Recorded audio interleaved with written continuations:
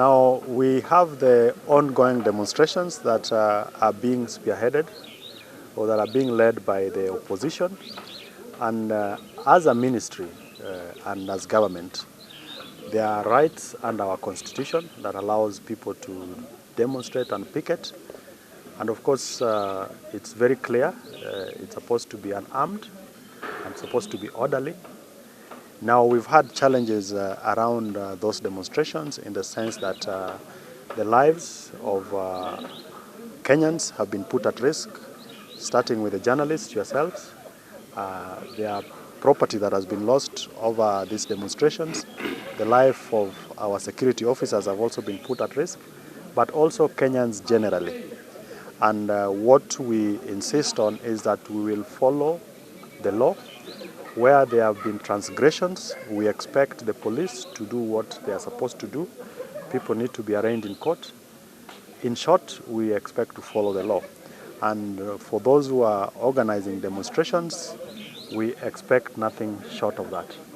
As we speak today, there have been arrests that have been made. I don't have the exact numbers because I've been in this place since late last night.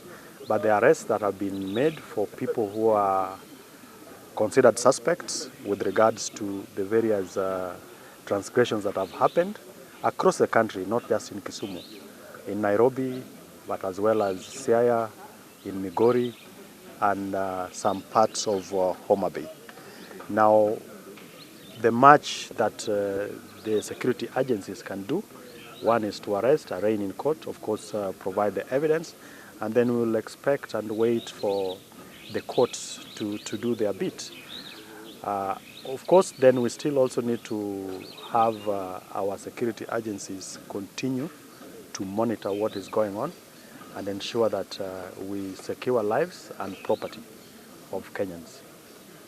I think what we expect is that there needs to be the restraint on part of the police officers, but also on the side of journalists or generally or the rest of Kenyans, is that there needs to be certain level of precautions we take, whether it's in terms of identification, because as it is today, I need to look at the full details of what transpired yesterday.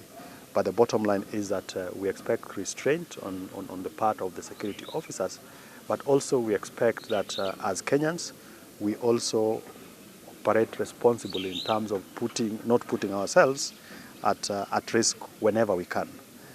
We are not going to accept destruction of property in the name of mandamanos. I think it should be very clear that we are a country of a rule of law.